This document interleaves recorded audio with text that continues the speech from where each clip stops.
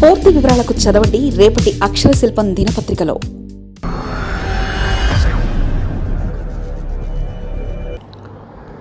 జేసీ వ్యాఖ్యలు దేనికి సంకేతం?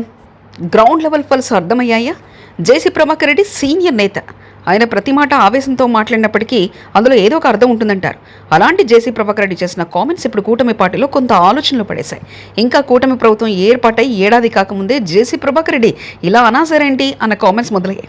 జేసీ ప్రభాకర్ రెడ్డి చేసిన వ్యాఖ్యలు క్షేత్రస్థాయిలో పరిస్థితులకు అద్దం పడుతున్నాయని కొందరు అంటుంటే, ఏడాదిలో ఆయన ఎలా చెప్పేస్తారంటూ మరికొందరు జేసీ వ్యాఖ్యలను కొట్టిపారేస్తున్నారు. జేసీ ఏ సందర్భంలో ఆ వ్యాఖ్యలు చేశారో తమకు తెలియదని, అప్పటికే జనం పల్స్ ఎలా తెలుస్తుందని ప్రశ్నిస్తున్నారు.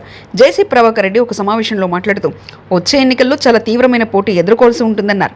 అయితే ఆయన ఒక్క తాడిపత్రి నియోజకవర్గాన్ని దృష్టిలో పెట్టుకుని ఆ వ్యాఖ్యలు చేయలేదట. మొత్తం రాష్ట్ర వ్యాప్తంగా ఉన్న పరిస్థితులపై ఆయన తెలుసుకుని అలా మాట్లాడారని కొందరు టీడీపీ నేతలే చెప్తున్నారు.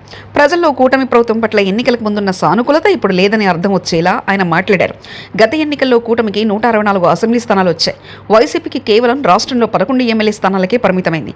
అయితే ఈసారి గట్టి పోటీ ఉంటుందని చెప్పడం అంటే జేసీ క్యాలిక్యులేషన్ ఏంటి అనే దానిపై కూటమి పార్టీలో చర్చ మొదలైంది. కూటమి ప్రభుత్వం ఏర్పాటై ఏడాది గడుస్తుంది.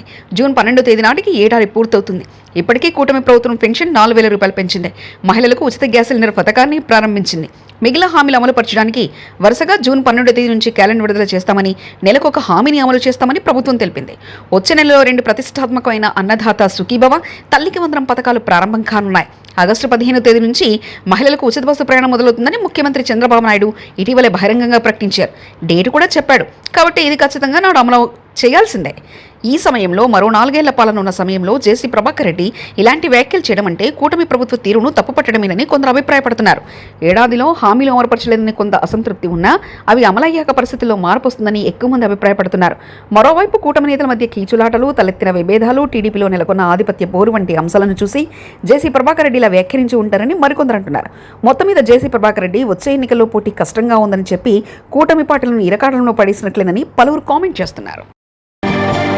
మరిన్ని కథనాల కోసం సబ్స్క్రైబ్ చేసుకోండి మీ అక్షర శిల్పం. పూర్తి వివరాలకు చదవండి రేపటి అక్షర శిల్పం దినపత్రికలో.